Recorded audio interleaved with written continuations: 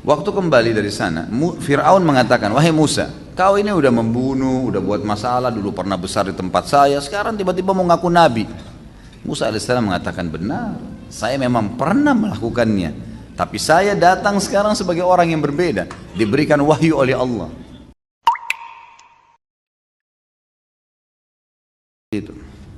Pertanyaan pertama, Ustaz, apabila di zaman dahulu ketika saya belum belajar sunnah, saya waktu kecil suka mengambil barang-barang om dan teman-teman. Saya bingung dan takut kelak akan hisab, tapi saya bingung juga kalau minta maaf ke om karena malu.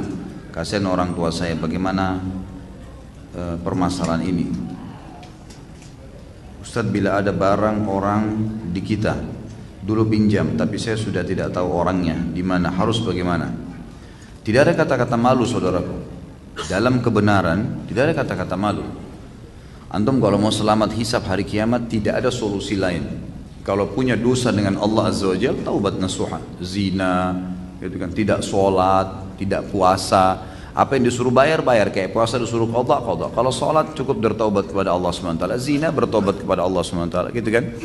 Tapi kalau berhubungan dengan hak manusia, tidak bisa. Taubat kepada Allah dan harus mengembalikan haknya dia, nggak bisa, nggak ada konsekuensi lain. Kalau enggak berarti masih ada haknya tergantung, jangan malu. Sampaikan apa adanya. Maaf om, saya mau duduk sebentar, bisa saya ngomong? Jadi berdua sama omnya duduk baik-baik.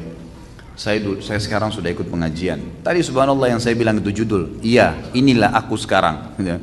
Yang saya mau bahas masalah tobat itu berhubungan dengan masalah seperti ini. Jadi bilang, saya memang dulu salah. Belum tahu, saya sekarang ikut pengajian dan saya dulu pernah mengambil barang om yang ini.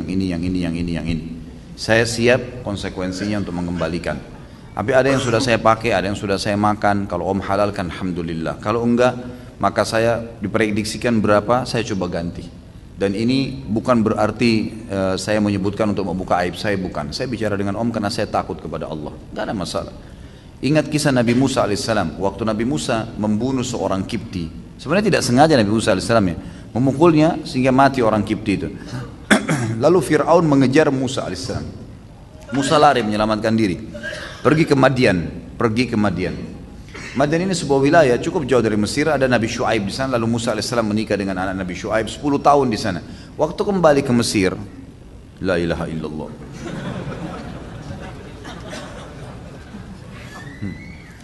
Baik.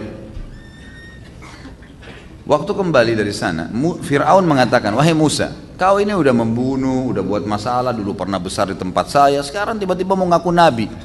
Musa alaihissalam mengatakan, benar, saya memang pernah melakukannya, tapi saya datang sekarang sebagai orang yang berbeda, diberikan wahyu oleh Allah. Bukan aib itu. Kalau orang pernah berbuat salah mengatakan itu, jadi bukan aib.